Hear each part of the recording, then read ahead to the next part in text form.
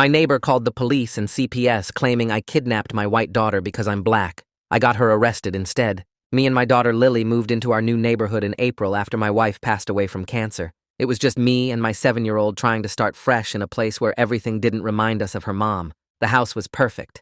Had a big backyard for Lily to play in, good schools nearby, and a park down the street. All the neighbors seemed friendly enough when we moved in, waving from their driveways and welcoming us to the street. Everyone except Nancy from 2 houses down. The first time she saw me and Lily together, she literally stopped walking her dog and stared. Lily ran up to pet the dog, and Nancy yanked it away, asking Lily where her parents were. I walked over and said I was her dad, and Nancy looked at me, looked at Lily, who inherited her mom's blonde hair and blue eyes, then looked back at me and said, "Sure you are." I thought she was joking, but she was dead serious. After that, Nancy made it her mission to watch everything we did. If Lily was playing in our front yard, Nancy would stand at her window taking pictures. When I'd walk Lily to the bus stop, Nancy would follow us from across the street, pretending to check her mail for 10 minutes. The other neighbors thought Nancy was just being nosy, but I knew exactly what her problem was. Then things got worse. Lily had a play date with her friend Zoe, and Nancy called Zoe's mom asking if she knew the real story about the black man claiming to be Lily's father. Zoe's mom told me about it and said Nancy warned her I was probably dangerous. I confronted Nancy and told her to stop spreading lies. She said she was just looking out for that poor little girl who was obviously in danger. I showed her pictures of me and my wife at the hospital when Lily was born. Nancy said anyone could fake photos these days. 2 weeks later, I was at home working when 3 police cars pulled up. They said they got a call about a kidnapped child being held at my address. Nancy had called saying she witnessed a black man force a crying white child into the house. Lily was at school. I showed the cops my ID, Lily's birth certificate I kept in my desk, family photos all over the house. They apologized and said they had to follow up on all calls. This happened 4 more times over the next month. Nancy would call whenever she saw me with Lily. The cops got tired of it real quick and told Nancy she needed to stop making false reports, but she kept doing it anyway. The breaking point was when Nancy called CPS, saying I was trafficking my daughter. A social worker showed up at Lily's school and pulled her out of class to interview her. Lily came home crying, asking why someone wanted to take her away from me. That's when I decided Nancy needed to learn her lesson. I found out Nancy worked as a realtor and had just listed the biggest house in her career, some mansion worth $2 million.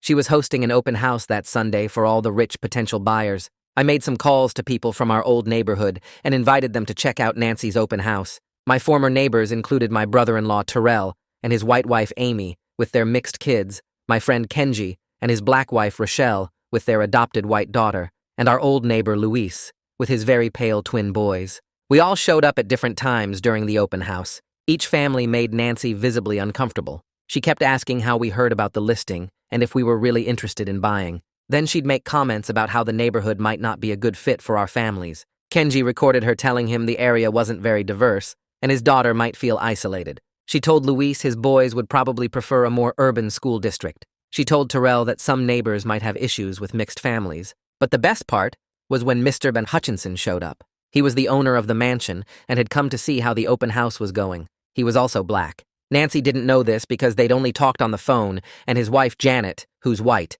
had handled all the in-person meetings. When Mr. Ben Hutchinson introduced himself, Nancy went pale. Requested Reds is on Spotify now. Check out link in the description or comments. He stepped forward from the crowd of potential buyers, his hand extended toward Nancy. She took it automatically, her professional smile frozen on her face, while her eyes showed pure panic. Mr. Hutchinson gestured toward the grand staircase, away from the remaining visitors, who were pretending to admire the crown molding, but clearly listening to every word. Nancy followed him, her heels clicking on the marble floor, and I stayed near the entrance where I could see everything unfold. Mr. Hutchinson's voice carried just enough for me to catch phrases about neighborhood fit and diversity concerns. Nancy's face shifted from pale to bright red as she realized he'd heard her comments to my friends. She started talking fast, her hands moving in quick gestures, words tumbling out about misunderstandings and context, and how things sounded worse than she meant them. A couple in designer suits exchanged glances and headed for the door without a word. Another family gathered their kids and made excuses about needing to see other properties. Within 5 minutes, the open house had cleared out, except for Nancy, Mr. Hutchinson, and me standing by the entrance. My phone buzzed in my pocket. Kenji's text showed a video file with a message that just said, "Got it all." I opened the clip and watched Nancy telling him his daughter might feel isolated in a neighborhood that wasn't very diverse. The audio was crystal clear, her voice unmistakable. This wasn't just gossip or hearsay anymore. This was solid evidence of Nancy violating fair housing laws, recorded in her own words while representing a property for sale. Mr. Ed Hutchinson walked back toward me while Nancy stood frozen by the staircase. He asked for my contact information, pulling out his phone to save my number. His voice was calm, but I could see the anger in his jaw, the way he kept his words carefully controlled. He told Nancy they needed to have a serious conversation about her conduct and his listing agreement, then walked out the front door without waiting for her response. I followed him out, feeling Nancy's eyes burning into my back. The drive home took 20 minutes but felt like 5. My hands gripped the steering wheel tight, satisfaction mixing with nervousness about what came next. Nancy would figure out I'd orchestrated the whole thing. She'd know I'd invited those specific families to expose her racism. The question was, what she'd do about it. Lily was safe at Zoe's house for a sleepover, which suddenly felt like perfect timing. Whatever happened next, at least my daughter wouldn't be home to see it. I pulled into my driveway and sat in the car for a minute, letting the reality sink in. I'd just blown up Nancy's biggest career opportunity. She'd lose that listing for sure, maybe face professional consequences beyond that. Part of me felt guilty for going that far, but then I remembered Lily crying after the CPS interview, asking why someone wanted to take her away from me. That memory burned away any guilt I might have felt. My phone rang around 7 that night while I was heating up leftover pizza. Mr. Hutchinson's name showed on the screen. He thanked me for exposing Nancy's true character before he trusted her with the biggest sale of his life. His wife had always handled the in-person meetings, so he'd never met Nancy face-to-face until today. He said he was terminating their contract right away and planned to file a discrimination complaint with the state real estate board. The conversation lasted maybe 10 minutes, but I could hear the disappointment in his voice. He'd hired Nancy based on her reputation and sales record, never imagining she'd sabotage her own deal with racist comments. After we hung up, I finished my pizza and tried to watch TV, but my mind kept racing through possible scenarios. Nancy would be furious. She'd lost a huge commission and probably her professional reputation. I'd accomplished what I set out to do, but now I had to live 2 houses down from someone whose life I'd just destroyed. The next morning, I was making pancakes when movement outside the kitchen window caught my eye. Nancy was marching up my driveway, her phone clutched in one hand, her face twisted with rage. I turned off the stove and stepped onto the porch before she could ring the doorbell.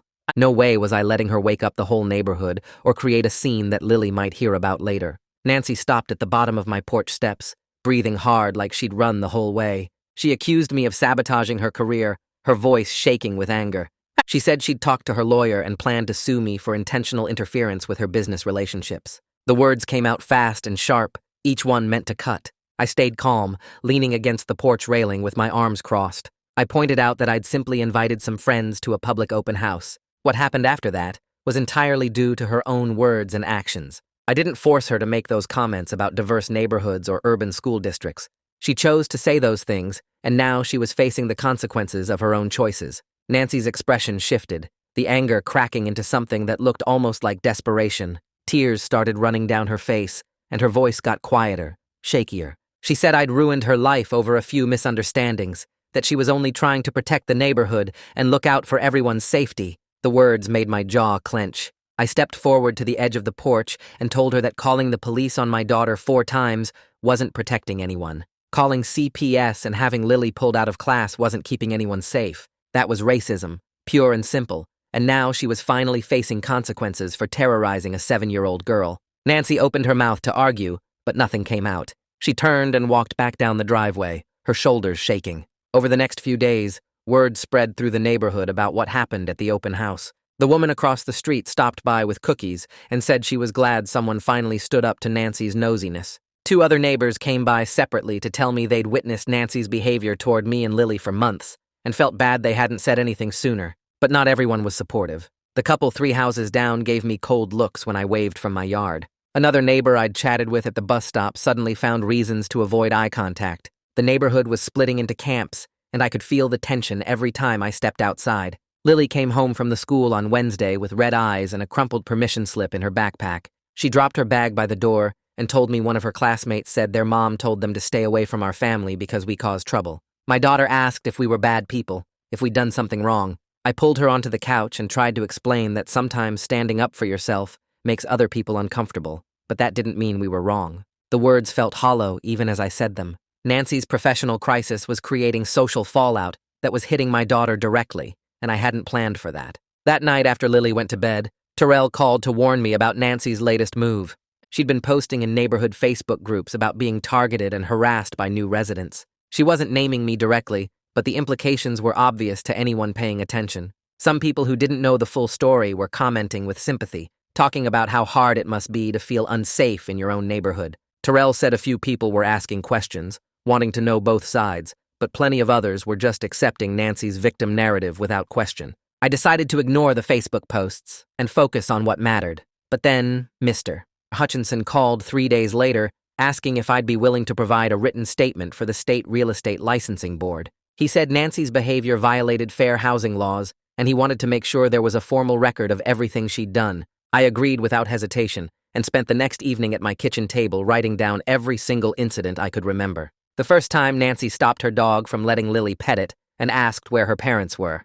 The surveillance from her window with her phone taking pictures. Following us to the bus stop while pretending to check her mail. Calling Zoe's mom to warn her about the dangerous black man claiming to be Lily's father. All 5 police visits triggered by her false reports. The CPS investigation that pulled Lily out of class and left her crying about being taken away from me. Seeing it all written down in one document made my hands shake because the harassment looked even worse on paper than it had felt living through it. I submitted the statement to Mr. Hutchinson's attorney that Friday morning and tried to move forward with our lives. That weekend, Lily was quieter than usual, playing with her toys in the living room, but not really engaged with them. I asked if she wanted to go to the park, and she just shrugged, which wasn't like her at all. Finally, she looked up at me with those blue eyes that reminded me so much of her mom and asked if we were going to have to move again because people didn't like us here. The question hit me harder than Nancy's confrontation on my porch had. I sat down on the couch next to her and pulled her close, trying to figure out how to explain racism to a 7-year-old who just wanted to play with her friends and feel safe in her own neighborhood. I told her that some people have wrong ideas about other people based on how they look, and that's what happened with Nancy. I explained that standing up for yourself when someone treats you badly is important, but sometimes doing the right thing makes life harder before it gets better. Lily asked if Nancy hated us because of her skin color and mine being different, and I had to say yes while my heart broke a little. She asked if other people thought the same thing Nancy did, and I couldn't lie to her about that either. I told her most people in our neighborhood were good and kind, but there would always be some who had problems with our family, and we couldn't let those people make us run away from the home we'd chosen. She nodded like she understood, but I could see the weight of it settling on her small shoulders. Monday afternoon, I was working from home when my phone rang with a number I didn't recognize. The woman on the other end identified herself as someone from Nancy's real estate firm and said they were calling to inform me that Nancy had been placed on administrative leave pending an investigation into discrimination allegations. She asked if I'd be willing to provide any additional information or documentation, and I told her everything had been submitted to the state licensing board. After I hung up, I felt this rush of satisfaction that Nancy was finally facing real consequences at work, but it mixed with something uncomfortable when I looked out my front window and saw her house just 2 doors down. I'd essentially declared war on someone who lived on the same street where my daughter played and rode her bike. That evening, Zoe's mom called and started apologizing before I could even say hello. She said another parent had told her I'd orchestrated some kind of elaborate setup to destroy Nancy's career, and she wanted to hear my side of the story directly. I explained the full timeline of Nancy's harassment starting from the first day we moved in, the police visits, the CPS investigation, everything Nancy had put Lily through. Zoe's mom got quiet and then said she was horrified that she'd initially doubted my version of events. She admitted that when the other parent told her about the open house incident, she'd wondered if maybe I'd gone too far in my response to Nancy's nosiness. Now she understood that Nancy's behavior had been targeted harassment based on race, not just being an overly concerned neighbor. She apologized again for not being more supportive earlier and said she'd make sure Zoe understood that Lily's family hadn't done anything wrong. I thanked her and felt some of the tension in my chest ease up, knowing at least one parent understood what we'd been dealing with. 2 days later, I was making dinner when someone knocked on my front door. I opened it to find one of the police officers who'd responded to Nancy's false reports standing on my porch in civilian clothes. He introduced himself properly this time and said he was off duty, but wanted to let me know he'd submitted his own statement to the real estate board, documenting Nancy's pattern of false emergency calls. He said what she did to my family was wrong, and he was glad there were finally consequences, because officers like him had to waste time and resources responding to her racist paranoia instead of handling actual emergencies. He told me he'd been a cop for 15 years and seen too many situations where people weaponized emergency services against black families, and he was tired of it. I shook his hand and thanked him for taking the time to submit a statement, and after he left, I felt like maybe the system was actually working for once. That feeling lasted exactly 2 weeks until a certified letter arrived requiring my signature. The return address showed a law firm I'd never heard of, and when I opened it, my stomach dropped. Nancy's attorney had sent a formal demand letter threatening legal action for defamation, intentional infliction of emotional distress, and tortious interference with business relationships. The letter claimed I'd orchestrated a coordinated harassment campaign against Nancy by bringing multiple families to her open house with the specific intent of humiliating her and destroying her professional reputation. It demanded I pay $50,000 in damages and issue a public apology to Nancy within 10 days or face a lawsuit. I read the letter 3 times trying to process the fact that Nancy was actually trying to sue me after everything she'd done to my family.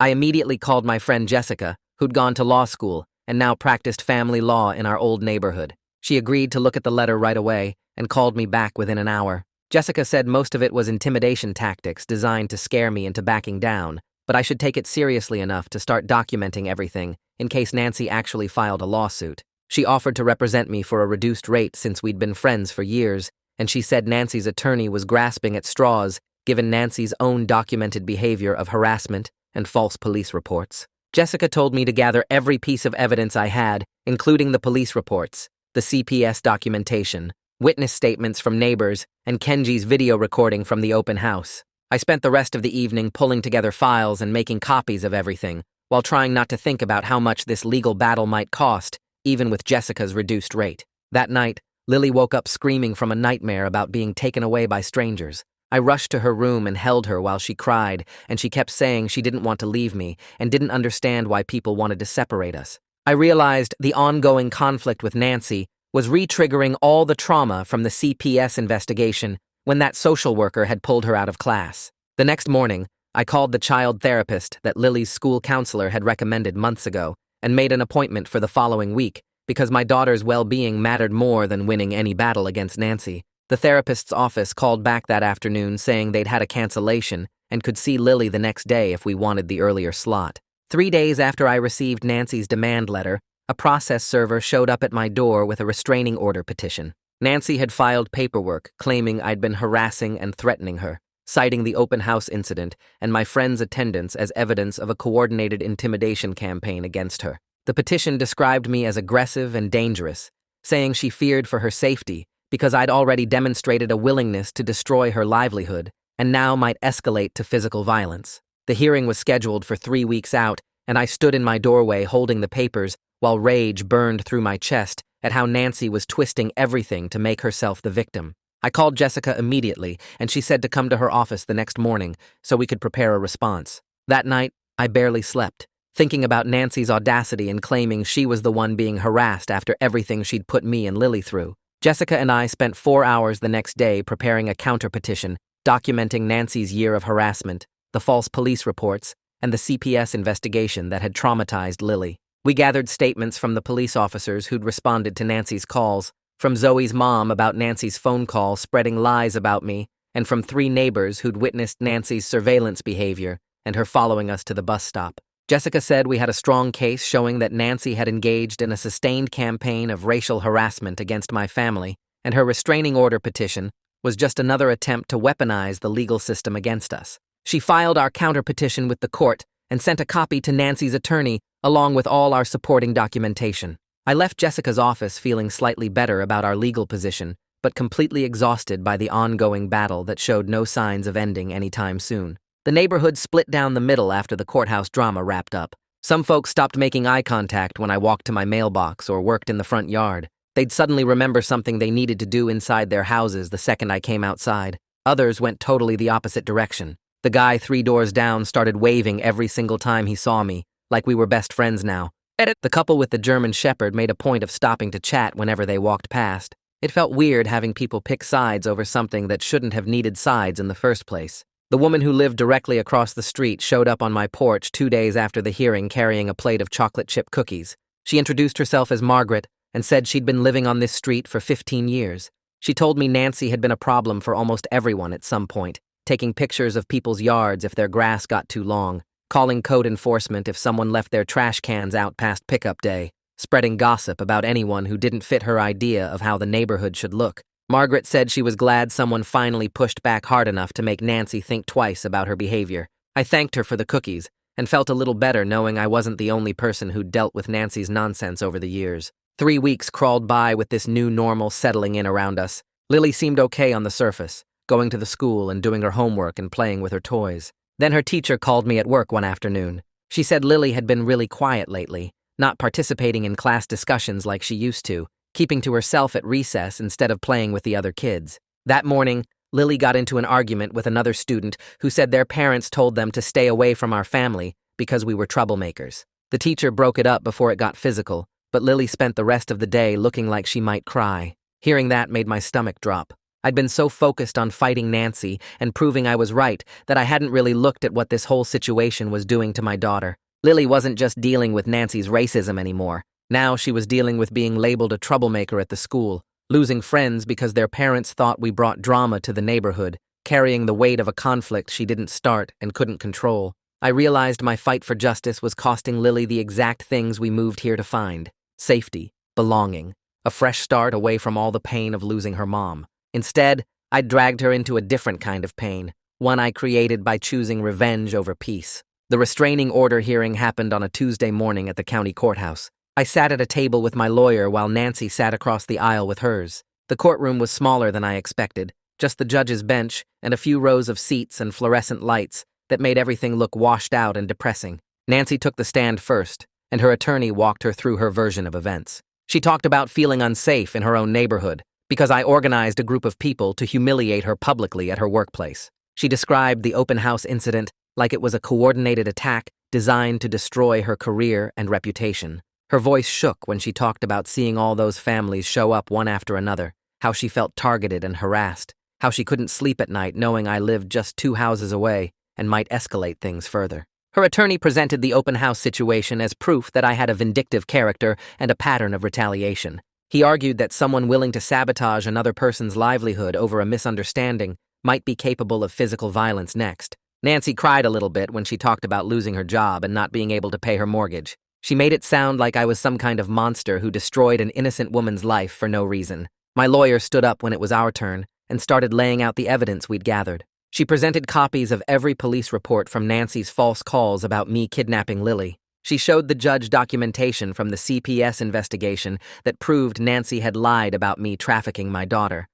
She had written statements from 3 different neighbors who witnessed Nancy following us to the bus stop and standing at her window taking pictures of Lily playing in our yard. She had the statement from Zoe's mom about Nancy calling to spread lies about me being dangerous. Then she played the video Kenji recorded at the open house. The judge leaned forward to watch Nancy telling Kenji that the neighborhood wasn't diverse and his daughter might feel isolated, telling Luis his boys would prefer a more urban school district, telling Terrell that some neighbors might have issues with mixed families. The video showed Nancy saying all those things unprompted, not responding to questions or pressure from anyone. My lawyer pointed out that Nancy's discriminatory comments at the open house weren't caused by my presence or any harassment campaign. They were Nancy revealing her true character to potential homebuyers who happened to be families of color. The judge's expression shifted from neutral to skeptical as the evidence piled up. He started looking at Nancy differently, like he was seeing through her victim story to the reality underneath. The judge took about 5 minutes to make his decision after both sides finished presenting. He denied Nancy's restraining order petition outright. He said the evidence showed a clear pattern of harassment from Nancy toward my family that predated any actions I took at the open house. He noted that attending a public open house with friends wasn't harassment or stalking under any legal definition. Then he warned both of us to stay away from each other going forward. He said this situation had turned into a neighborhood conflict that wasn't serving anyone's interests, especially not the children involved. She presented copies of every police report from Nancy's false calls about me kidnapping Lily. She showed the judge documentation from the CPS investigation that proved Nancy had lied about me trafficking my daughter. She had written statements from 3 different neighbors who witnessed Nancy following us to the bus stop and standing at her window taking pictures of Lily playing in our yard. She had the statement from Zoe's mom about Nancy calling to spread lies about me being dangerous. Then she played the video Kenji recorded at the open house. The judge leaned forward to watch Nancy telling Kenji that the neighborhood wasn't diverse and his daughter might feel isolated, telling Luis his boys would prefer a more urban school district, telling Terrell that some neighbors might have issues with mixed families. The video showed Nancy saying all those things unprompted, not responding to questions or pressure from anyone. My lawyer pointed out that Nancy's discriminatory comments at the open house weren't caused by my presence or any harassment campaign. They were Nancy revealing her true character to potential homebuyers who happened to be families of color. The judge's expression shifted from neutral to skeptical as the evidence piled up. He started looking at Nancy differently, like he was seeing through her victim story to the reality underneath. The judge took about 5 minutes to make his decision, after both sides finished presenting. He denied Nancy's restraining order petition outright. He said the evidence showed a clear pattern of harassment from Nancy toward my family that predated any actions I took at the open house. He noted that attending a public open house with friends wasn't harassment or stalking under any legal definition. Then he warned both of us to stay away from each other going forward. He said this situation had turned into a neighborhood conflict that wasn't serving anyone's interests, especially not the children involved. He suggested we both seriously consider mediation to resolve our issues before things escalated into something worse. He dismissed the case and told us we were free to go. I felt relieved that Nancy didn't get her restraining order, but also exhausted by the whole process. The constant fighting and legal battles and stress had worn me down to nothing. Walking out of the courthouse into the parking lot, I caught Nancy glaring at me from about 50 feet away. Her face had this tight, angry look that told me she wasn't done fighting even though she lost in court. Her lawyer was talking to her, but she wasn't really listening, just staring at me with pure hatred in her eyes. I could see this wasn't over for her. Losing her job wasn't enough punishment in her mind. Losing the court case wasn't enough either. She wanted to keep going until one of us completely destroyed the other, which meant it wasn't over for me and Lily either. We were stuck in this cycle of retaliation and revenge that kept feeding itself, getting bigger and messier with no end in sight. I walked to my car feeling like I won the battle but was losing the war. The victory felt hollow and temporary, like putting a Band-Aid on a wound that needed stitches. That evening I got home around 6 and found Lily sitting on her bed crying. I could hear her from the hallway before I even opened her bedroom door. She had her face buried in her pillow trying to muffle the sound. I sat down next to her and rubbed her back until she looked up at me with red, puffy eyes. She said she heard me on the phone with my lawyer earlier talking about the case and the restraining order hearing. She asked why the lady hated us so much and why we couldn't just move somewhere else where people were nice. She said she missed her old neighborhood where nobody cared what color anyone was and kids just played together without their parents making it weird. She asked if it was her fault that Nancy didn't like us because of how she looked. That question broke my heart into a million pieces. My 7-year-old daughter was blaming herself for a grown woman's racism. I pulled her into a hug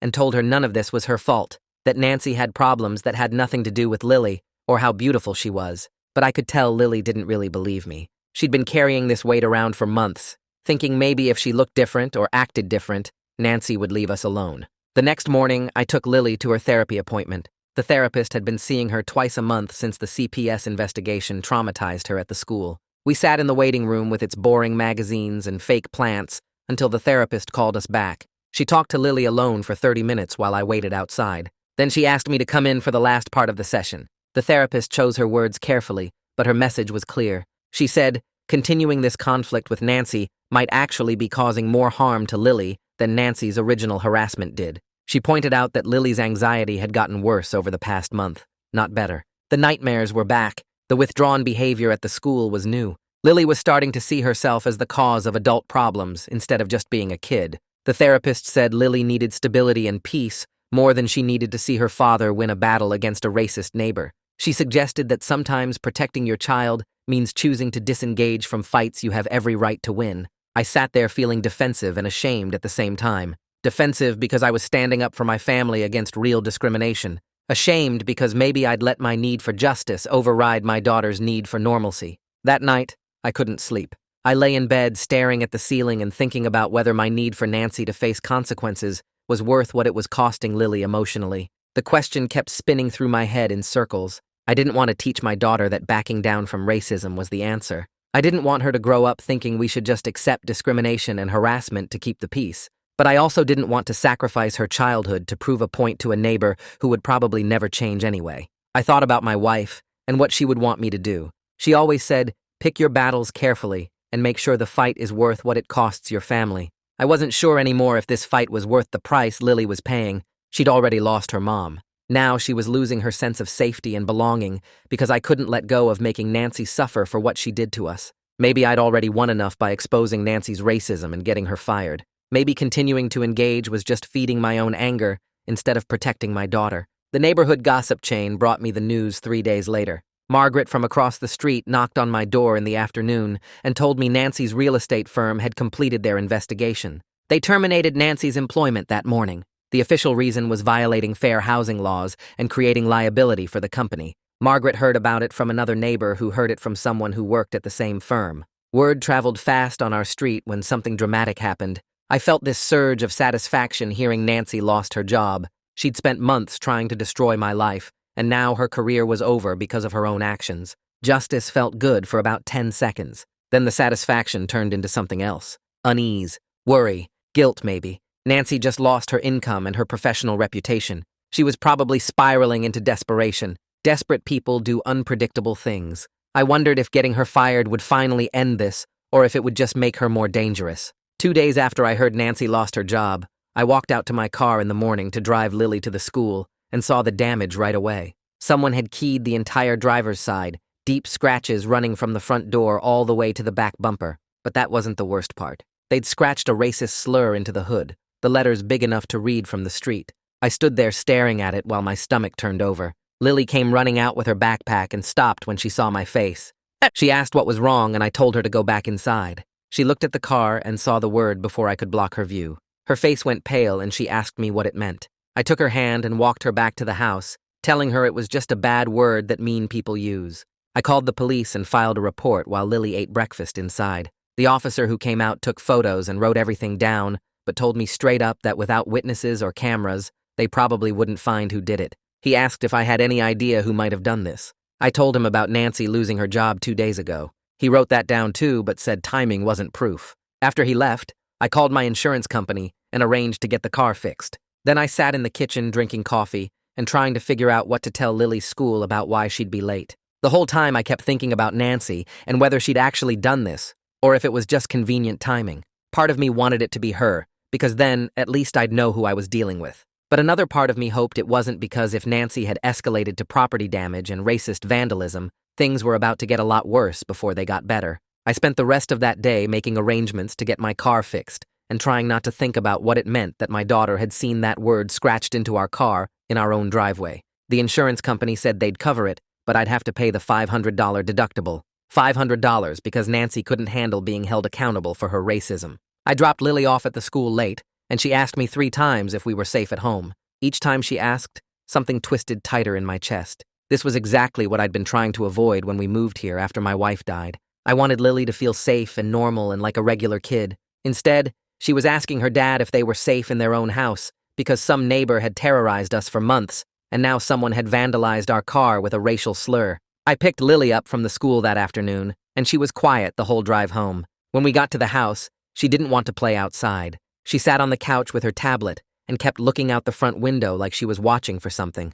I made dinner, and she barely ate. That night, when I tucked her into bed, she asked if the person who scratched our car was going to come back. I told her no, that it was probably just one time, but I didn't know if I believed that myself. After she fell asleep, I sat in the living room with all the lights off and watched the street through the window. Every car that drove by made me tense up. Every shadow moving in a neighbor's yard made me wonder if Nancy was out there planning her next move. The next morning, Lily came into my room before my alarm went off and asked if we could stay at Amy and Terrell's house for a while. She said she didn't feel safe at home anymore. I sat up in bed and looked at my 7-year-old daughter standing there in her pajamas with her stuffed rabbit tucked under her arm, and something broke inside me. We'd moved to this neighborhood for a fresh start after losing her mom. We'd picked this house specifically because it felt safe and welcoming. Now my daughter was asking to leave because she didn't feel safe here anymore. I pulled her onto the bed and hugged her and told her we'd figure something out. She asked if we could go today, and I said I'd call Amy after breakfast. We ate cereal in silence, and then I called my sister-in-law while Lily packed a bag in her room. Amy answered on the second ring, and I explained what happened with the car and what Lily had just asked me. Amy didn't hesitate. She said to bring Lily over right away, and we could stay as long as we needed. I thanked her and hung up and helped Lily finish packing. We drove to Amy and Terrell's house across town, and Lily perked up a little when her cousins ran out to greet her. Amy took Lily inside with the kids, while Terrell walked me back to my car. He asked how I was holding up, and I told him honestly that I wasn't sure anymore. He put his hand on my shoulder and said we'd figure this out together. I drove back to our house alone and spent the afternoon working from home and trying not to think about how empty the place felt, without Lily's noise filling it up. Around 3 in the afternoon, the woman who lived across the street knocked on my door. Her name was something I couldn't remember, but she'd always been friendly enough, waving when we saw each other outside. She stood on my porch looking uncomfortable and asked if she could talk to me for a minute. I let her in, and she sat on the edge of my couch like she wasn't planning to stay long. She told me she'd heard about what happened with Nancy losing her job and about my car getting vandalized. Then she said something that made me stop and actually listen. She said Nancy's husband had died 3 years ago from a sudden heart attack. He'd been out mowing the lawn one Saturday morning and just collapsed. By the time the ambulance got there, he was gone. After that, Nancy had become different, more watchful, more controlling about the neighborhood. She'd apparently called the police on several neighbors over the years for minor things like parking too close to her driveway or having their trash cans out too early. The woman said Nancy had always been a little uptight, but losing her husband had made her worse, like she was trying to control everything around her because she couldn't control what happened to her family. She said she wasn't excusing Nancy's behavior toward me and Lily, but she thought I should know there was more to Nancy's story than just racism. After she left, I sat there thinking about what she'd told me. The information about Nancy's dead husband sat in my head for the rest of the day, making everything more complicated than I wanted it to be. It would have been easier to keep seeing Nancy as just a racist neighbor who got what she deserved, but now I knew she was also a widow who'd watched her husband die suddenly and had apparently dealt with that trauma by becoming the worst version of herself. I thought about how I dealt with my wife's death by moving us to a new neighborhood, trying to control our environment and make everything safe and predictable for Lily. Nancy had dealt with her loss by trying to control her environment too, but her way of doing that had involved harassment and racism and making my daughter's life hell. We were both single parents who'd lost our spouses, both trying to protect our sense of security in a world that had proven it could take everything away without warning, both making choices that hurt other people in the process. The difference was that my choices came from trying to protect my daughter from a real threat, while Nancy's choices came from seeing threats that didn't exist. Or maybe she saw real threats, but aimed her fear at the wrong target. Either way, knowing her backstory didn't excuse what she'd done to us, but it made her slightly more human and complicated in my mind. I didn't want to feel empathy for Nancy. I wanted to stay angry at her for terrorizing my daughter and calling CPS and making Lily ask why someone wanted to take her away from me. But I couldn't stop thinking about how grief had twisted both of us into people who were willing to hurt others to feel safe again. My lawyer called the next afternoon while I was sitting at Amy and Terrell's kitchen table trying to work. She said Nancy's attorney had reached out about settling the potential lawsuit. Nancy was offering to drop all her legal threats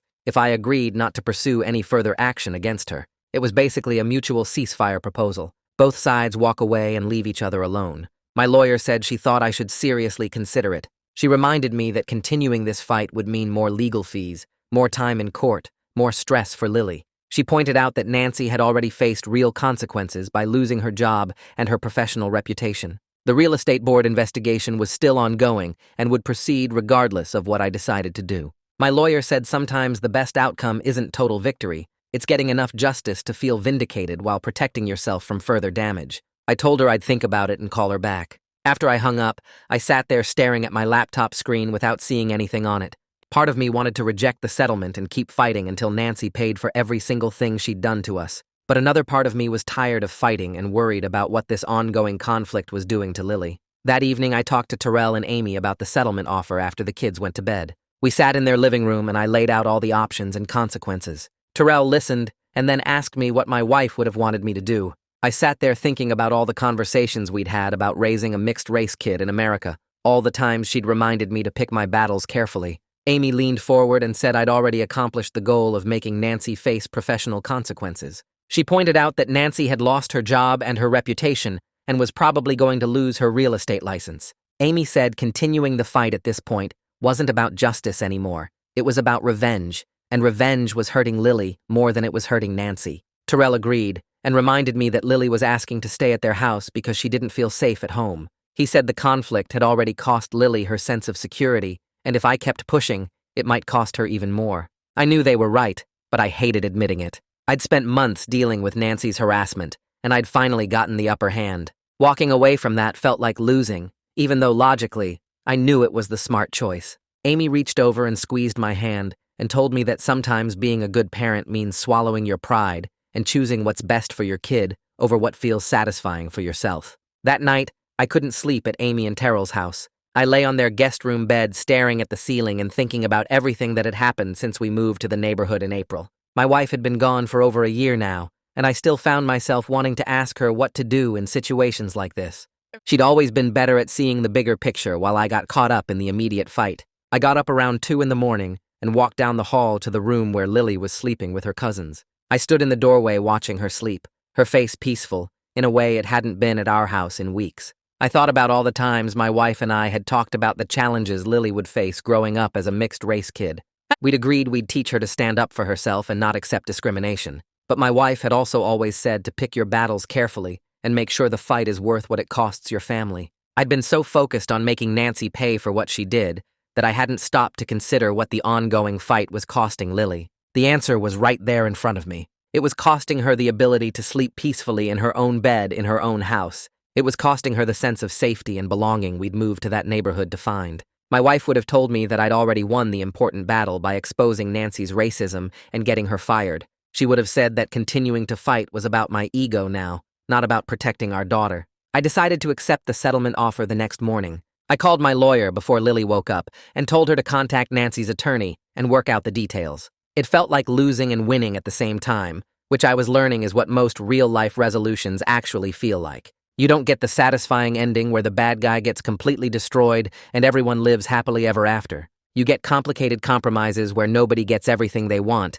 but hopefully everyone gets enough to move forward. My lawyer said she'd draw up the agreement and have it ready to sign by the end of the week. I thanked her and hung up and made breakfast for Lily and her cousins. Lily came into the kitchen and asked if we could go home today. I told her maybe in a few days, after I got some things sorted out. She nodded and ate her cereal, and I watched her and wondered if I'd made the right choice. The only way I'd know for sure was to see how things played out from here. The week after we signed the settlement agreement, Lily had a particularly bad therapy session. The therapist called me afterward and asked if I could come in to talk. I drove over there during my lunch break and sat in her office while she explained what had happened. Lily had spent most of the session talking about feeling like the conflict with Nancy was her fault because of how she looks. She'd told the therapist that if she looked more like me, Nancy wouldn't have thought I kidnapped her, and none of this would have happened. The therapist said Lily was internalizing the situation as being about her appearance rather than about Nancy's racism. She was blaming herself for having blonde hair and blue eyes, instead of understanding that the problem was Nancy's prejudice and fear. Hearing that my daughter had internalized this conflict as her fault made me feel sick. I'd spent months fighting to prove that Nancy was wrong about us, but somehow Lily had ended up thinking she was the problem. The therapist said this was actually pretty common with kids in situations like ours. They don't have the life experience to understand systemic racism or adult prejudice, so they look for explanations that make sense to them, and often that means blaming themselves. She said the fact that I'd chosen to end the legal battle and focus on Lily's well-being was exactly the right move. She told me that over time, with continued therapy and support, Lily would learn to understand that Nancy's actions were never about her. But right now, ending the conflict and giving Lily stability was the most important thing I could do. I drove to the grocery store 3 days after signing the settlement papers, needing milk and bread for Lily's lunches. The place was mostly empty on a Tuesday morning, which meant I could get in and out fast without running into anyone from the neighborhood. I grabbed a cart and headed toward the dairy section, mentally running through what else we needed at home. I turned down the cereal aisle and there she was. Nancy stood about 15 feet away, holding a box of granola and staring at the nutrition label like it contained the secrets of the universe. My whole body went stiff and I stopped moving, one hand still on the cart handle. She looked up at the same moment and our eyes met. For about 3 seconds we both just stood there frozen, two people who'd spent months making each other's lives terrible, now trapped in the same aisle of a suburban grocery store. Nancy's face went through several expressions real fast, starting with surprise and ending somewhere around uncomfortable recognition. I nodded once, just a quick dip of my chin, not friendly, but not hostile either. She nodded back the same way, her lips pressed together in a thin line. Then we both turned and walked in opposite directions without saying a word. My heart was beating hard as I pushed my cart toward the dairy coolers, and I realized my hands were shaking slightly on the handle. The whole thing lasted maybe 10 seconds, but it felt much longer, like time had stretched out to make the awkwardness last as long as possible. I grabbed the milk and got out of there, checking over my shoulder to make sure Nancy wasn't in the checkout line before I headed that way myself. My phone rang 2 days later while I was working at my desk, and Mr. Hutchinson's name showed up on the screen. I answered, and he asked how we were doing, his voice warm and genuinely interested. I told him things were settling down now that the legal stuff was over. He said he was glad to hear it, and then mentioned he'd successfully sold his mansion the previous week through a different realtor who treated everyone with respect, regardless of what they looked like. The sale went through without any issues, and the new owners were moving in next month. I congratulated him, and he thanked me again for exposing what kind of person Nancy really was. He said, if I hadn't organized that open house, he would have trusted her with the biggest financial transaction of his life and never known she was discriminating against potential buyers. Then he told me something I hadn't expected. The real estate board investigation was still moving forward, even though Nancy and I had settled our personal lawsuit. Apparently, the board took fair housing violations seriously, and they were conducting their own review of Nancy's conduct, independent of any private legal action. Mr. Hutchinson said he'd given them a full statement about what happened at the open house, and they'd interviewed several of the families who attended. He wanted me to know that Nancy facing professional consequences wasn't just about our personal conflict anymore. It was about protecting other families from experiencing what we went through. I thanked him for the update, and we talked for a few more minutes before hanging up. After the call ended, I sat at my desk thinking about how the situation had grown beyond just me and Nancy into something bigger about accountability and protecting people from discrimination. Lily's teacher called me the following week and asked if I had a few minutes to talk about how Lily was doing in class. My stomach dropped because every phone call from the school for the past few months had been bad news. But the teacher's voice sounded positive, not concerned, so I took a breath and said sure. She told me Lily had been participating more in class discussions over the past 2 weeks, raising her hand to answer questions and volunteering to read aloud during story time. Her homework was coming in complete and on time, and she'd been playing with her friends at recess instead of sitting by herself like she had been. The teacher said Lily seemed less anxious overall, more like the engaged student she'd been at the beginning of the school year before everything happened with Nancy. I felt relief wash over me as I listened, realizing that ending the legal battle had been the right choice, even though it felt like giving up at the time. The teacher asked if anything had changed at home that might explain Lily's improvement, and I told her we'd settled the conflict with our neighbor, and things were much calmer now. She said she could definitely see the difference in Lily's behavior and mood. After we hung up, I sat there thinking about what winning actually meant. I hadn't gotten the total victory over Nancy that part of me still wanted, where she faced maximum consequences and admitted she was completely wrong. But I was winning at being Lily's dad by choosing her stability over my need for vindication. She was sleeping through the night again, engaging at the school, playing with friends. Those things mattered more than any lawsuit or public humiliation of Nancy ever could. My daughter was okay, and that meant I'd won the important battle, even if it didn't feel satisfying in the way I'd imagined. Over the next week, 3 different neighbors stopped by my house at separate times. The first was the guy who lived 4 houses down, the one who always waved but never really talked much. He showed up on a Wednesday evening and apologized for not being more supportive when Nancy was harassing us. He said he'd seen some of what was happening, but didn't want to get involved in neighborhood drama, and now he realized that staying neutral when someone is being harassed is actually taking the harasser's side. 2 days later, the woman from across the street came by with the same message. She'd witnessed Nancy following us to the bus stop and taking pictures, but told herself it wasn't her business. Now she understood that silence in the face of racism makes you part of the problem. The third neighbor was someone I barely knew from the end of the street. She apologized for initially believing Nancy's version of events when she posted in the neighborhood Facebook group. She said she should have talked to me directly instead of assuming Nancy was telling the truth just because she'd lived here longer. All 3 conversations followed the same basic pattern, people explaining they'd been uncomfortable with the conflict and chose not to get involved, then realizing later that their neutrality had actually helped Nancy continue her harassment. I appreciated the apologies, even though part of me was frustrated it took so long for people to speak up. But I also understood that most people avoid conflict when they can, and it takes something big to make them realize that avoiding conflict sometimes means allowing harm to continue. 6 weeks after Nancy lost her job at the real estate firm, a for sale sign appeared in her front yard. I was walking Lily to the bus stop when I noticed it, and my first reaction was relief that she'd be leaving the neighborhood. My second reaction was guilt about whether I'd pushed too hard and destroyed her life over what started as her racist assumptions about my family.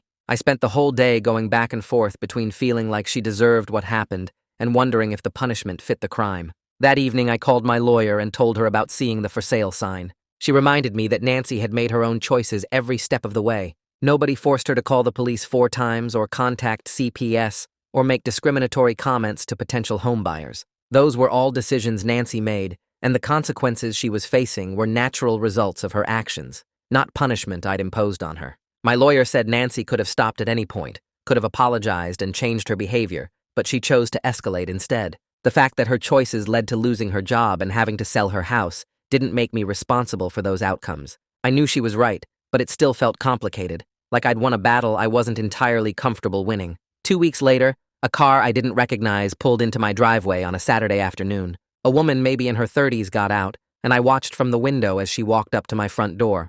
I opened it before she could knock, and she introduced herself as Nancy's daughter, visiting from out of state to help her mom prepare for the move. She asked if she could talk to me for a few minutes, and I said, okay, stepping out onto the porch and closing the door behind me so Lily wouldn't overhear. Nancy's daughter apologized for her mother's behavior, saying she'd been horrified when she learned what her mom had done to our family. She explained that Nancy had been struggling with anxiety and control issues since her dad died 4 years ago, becoming increasingly focused on monitoring the neighborhood and feeling like she needed to protect it from perceived threats. The daughter said her mom had always had some prejudiced views, but they'd gotten worse after her husband's death, like she was looking for someone to blame for feeling unsafe in the world. She wanted me to know that Nancy was getting professional help now, seeing a therapist who specialized in grief and anxiety, and starting to understand how her fear had turned into racism that hurt innocent people. The daughter stressed that none of this excused what Nancy did, but she hoped it helped me understand that her mom wasn't just a purely evil person. She was someone who dealt with loss in the worst possible way. I listened to all of this and didn't know what to say. Part of me appreciated the apology and the context. Part of me was angry that I was supposed to feel sympathy for Nancy when she'd terrorized my daughter. I thanked the daughter for coming by and told her I hoped her mother got the help she needed, and I meant it, even though my feelings were complicated. Nancy's daughter's visit stayed with me for days afterward, making me uncomfortable in ways I couldn't quite explain. It was easier to hate Nancy when she was just the racist neighbor who called the cops on my family. Learning about her dead husband and her anxiety and her therapy sessions made her human in a way that complicated my anger. I didn't want to feel sympathy for someone who'd caused Lily so much pain, but I also couldn't ignore that Nancy was a person dealing with her own struggles in terrible ways. I found myself thinking about my wife and how we'd both dealt with her cancer diagnosis.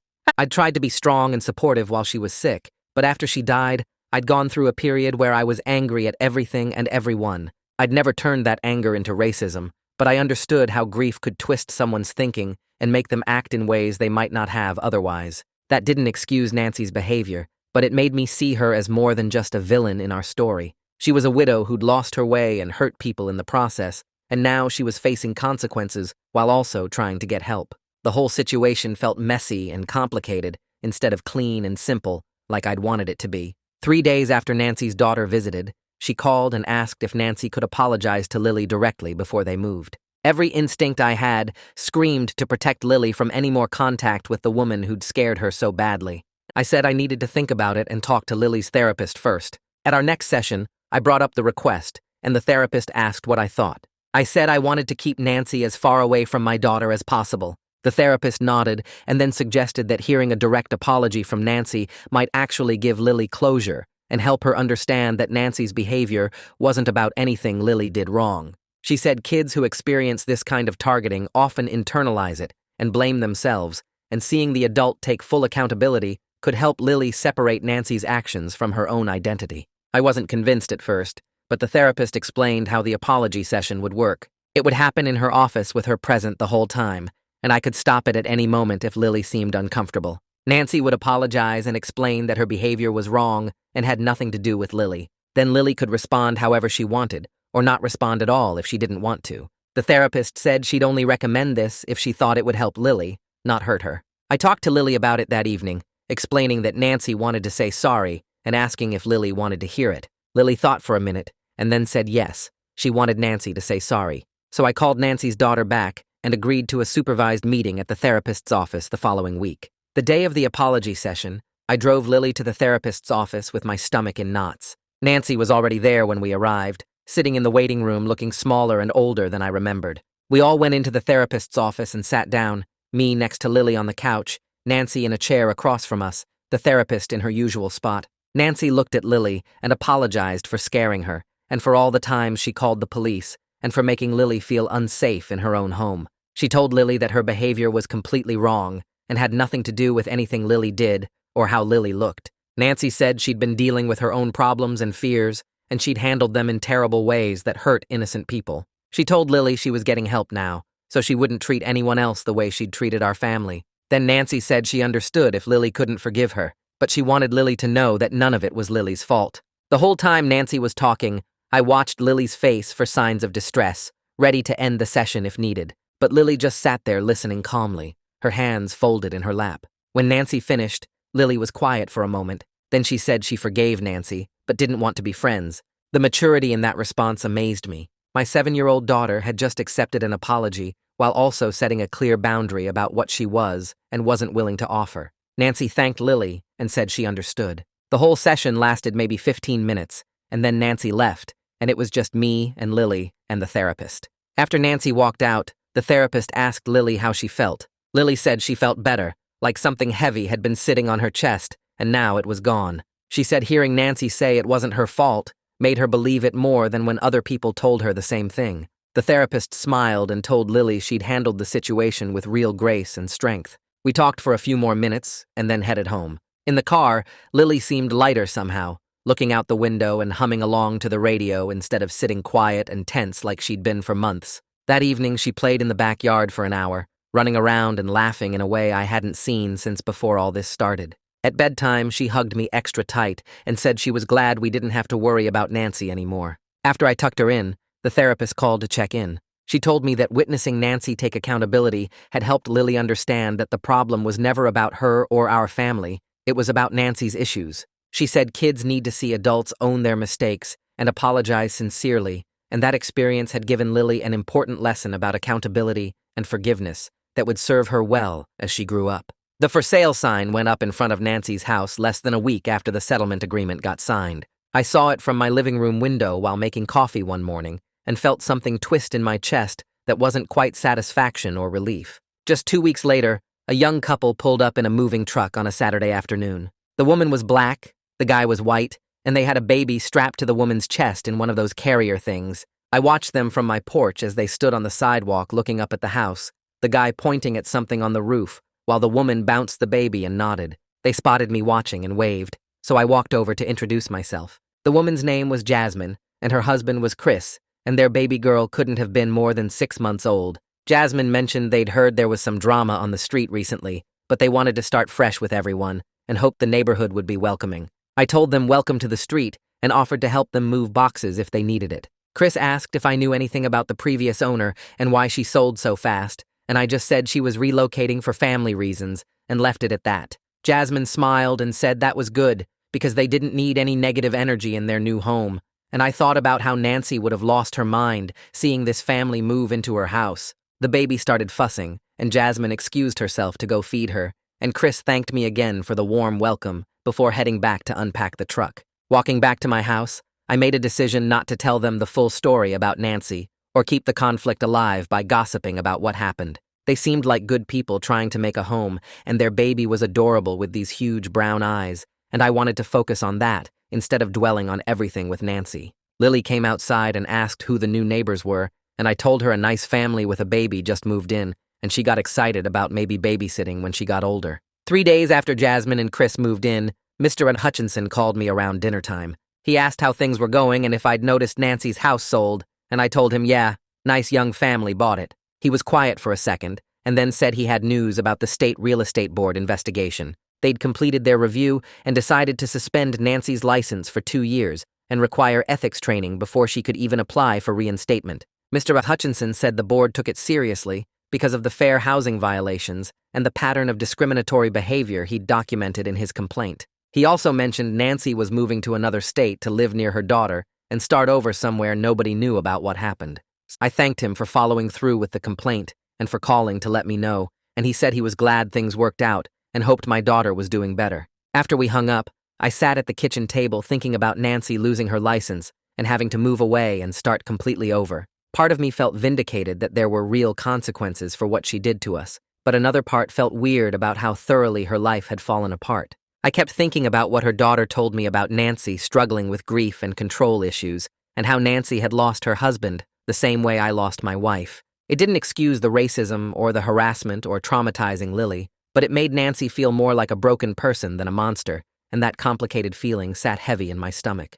3 months passed after the open house incident, and life slowly settled into something that felt almost normal. Lily stopped asking if we had to move and started sleeping through the night again without nightmares. Her grades came back up at the school, and her teacher sent home a note saying Lily seemed much happier and more engaged in class. I stopped checking the windows every time I heard a car door or looking over my shoulder when we walked to the bus stop. The neighborhood felt peaceful in a way it hadn't since we first moved in, back before Nancy made everything tense and hostile. Several families on the street became genuine friends instead of just people we waved to. The couple across the street invited us over for a barbecue, and Jasmine and Chris from Nancy's old house started joining our weekend morning coffee chats on the sidewalk. Lily made friends with 3 kids from different families on our block, and they'd ride bikes together in the evenings, while parents stood around talking. Nobody mentioned Nancy anymore, and the drama faded into something that happened in the past instead of defining our present. I caught myself relaxing in ways I hadn't been able to since my wife died, like maybe we'd actually found the fresh start I wanted for us when we moved here. One Saturday afternoon, I was in the garage organizing tools when I heard Lily laughing in the backyard with another kid. I walked around the side of the house and saw her playing with a girl about her age who I didn't recognize. The girl had dark curly hair and was wearing a soccer jersey, and both kids were kicking a ball back and forth. Lily spotted me and ran over saying this was her new best friend Olivia, whose family just moved to the neighborhood last week. Olivia waved at me shyly, and I waved back. Then Lily grabbed my hand and pulled me over to meet Olivia properly. Olivia's parents had bought the house at the end of the street that had been empty for months, and Olivia was in Lily's class at the school, but they'd only just realized they lived on the same street. Watching Lily play with Olivia without any fear or anxiety reminded me why we moved here in the first place. My daughter was running around laughing, completely carefree, not worried about who was watching or what anyone thought about our family. The fresh start I wanted for us after my wife's death finally felt like it was actually happening, instead of just something I hoped for. Olivia's mom came by to pick her up an hour later and introduced herself as Sophia, and we made plans for the girls to have a play date the following weekend. After they left, Lily hugged me and said she was glad we didn't move away when things got bad with Nancy, and I hugged her back, thinking about how close I came to giving up on this neighborhood. The next Sunday, I took Lily to visit her mom's grave like we did every few weeks. We brought fresh flowers, and Lily helped me arrange them in the vase built into the headstone. We sat on the grass next to the grave, and I asked Lily if she wanted to talk to her mom about anything.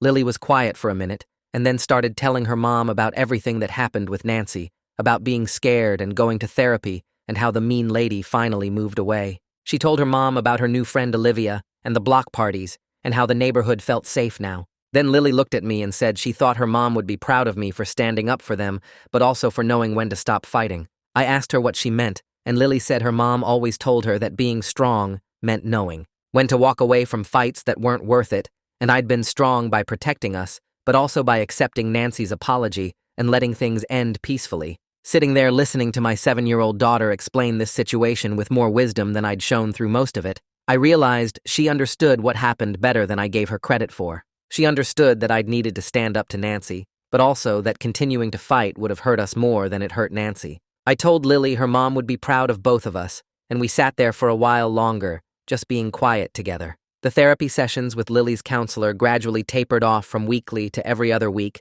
to once a month as Lily's anxiety decreased. She was processing her feelings in healthier ways, and the nightmares had stopped completely. At our last session, the therapist told me that children are remarkably resilient when they feel safe and supported, and Lily clearly felt both of those things now. She said the work we'd done in therapy gave Lily tools to handle difficult situations and emotions, and she was confident Lily would continue to thrive. The therapist also mentioned that witnessing the conflict with Nancy and seeing how we resolved it had taught Lily important lessons about standing up for yourself, setting boundaries, and choosing peace when possible. She said those lessons would serve Lily well as she grew up and faced other challenges. Walking out of the therapist's office for what might be our last regular session, I felt grateful that we'd gotten Lily the help she needed and hadn't tried to just tough it out. My daughter was happy and healthy and felt safe in her own home again, and that mattered more than anything else that happened with Nancy. 4 months after Nancy moved away, the neighborhood organized a block party for the 4th of July.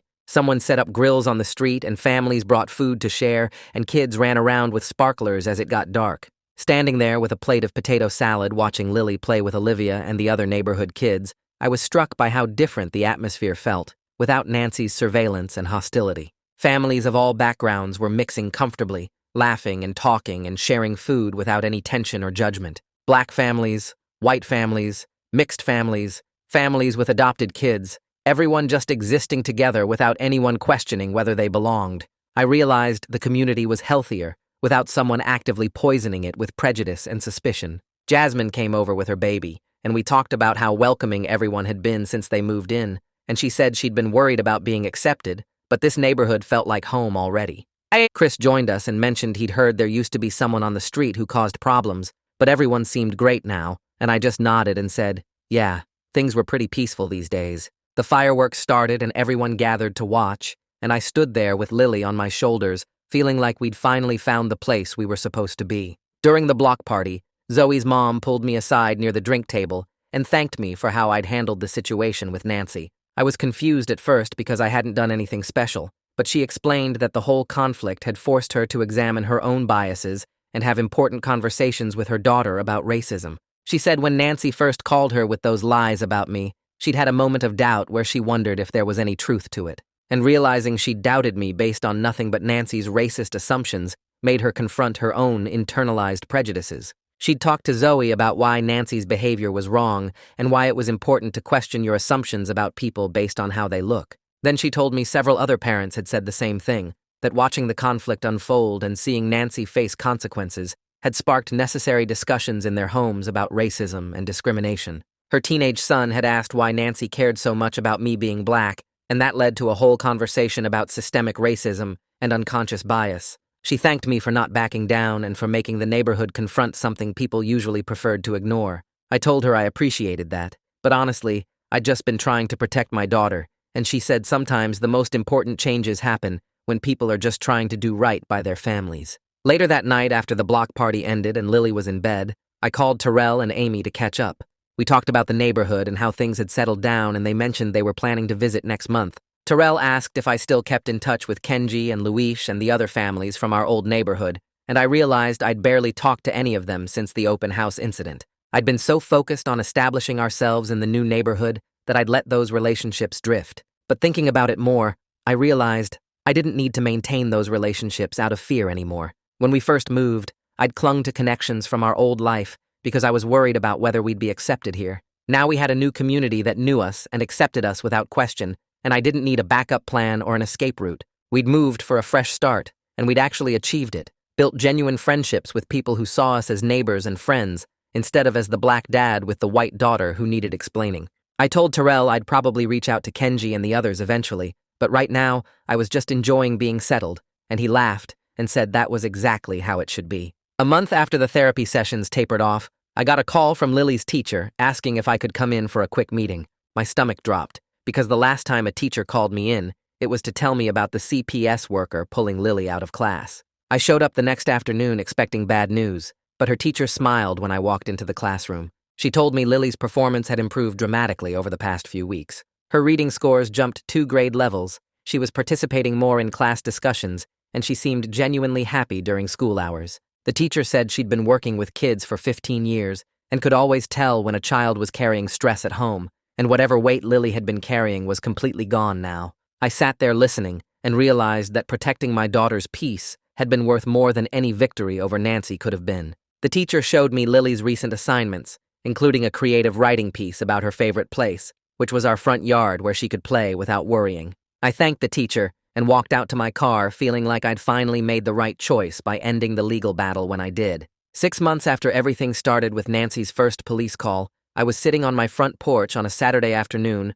watching Lily play in the yard. She was doing cartwheels and singing some song from a movie, completely carefree and unself-conscious. I wasn't checking over my shoulder to see if anyone was watching or taking pictures. I wasn't worried about who might call the cops or what lies might be spreading through the neighborhood. The anxiety that had lived in my chest for months was just gone. Lily ran up to the porch and asked if she could ride her bike to the end of the street and back, and I said yes, without that split second of fear about whether someone would question why a black man was letting a white girl ride a bike. The neighborhood felt like home now, in a way it hadn't even before Nancy started her harassment campaign. I'd learned that sometimes the strongest thing you can do is choose peace over being right, and sitting there watching my daughter play freely was proof that I'd made the right call. The following Tuesday, I got a letter in the mail with unfamiliar handwriting on the envelope. It was from Nancy's daughter, the one who'd visited to apologize before they moved. She wrote that her mom was doing better in therapy and working through the grief and fear that drove her worst behavior.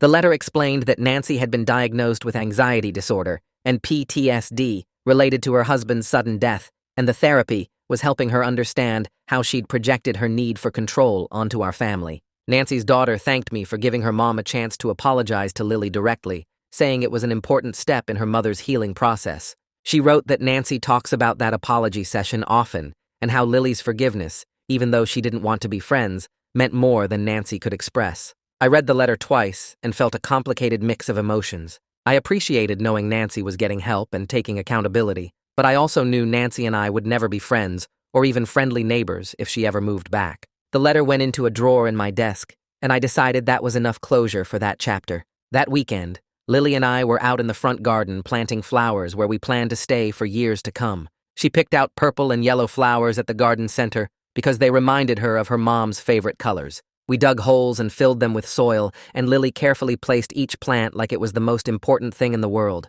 I thought about how this whole experience had taught both of us that standing up for yourself doesn't always mean fighting until total victory. Sometimes it means protecting what matters most, accepting imperfect resolutions, and building the life you want despite the obstacles. Lily asked if we could plant a sunflower in the back corner for her mom, and we walked around back together to find the perfect spot. As we worked in the garden, neighbors walked by and waved, and Lily waved back without any hesitation or fear. We were doing exactly what we moved here to do, living our lives and making a home, and that was enough.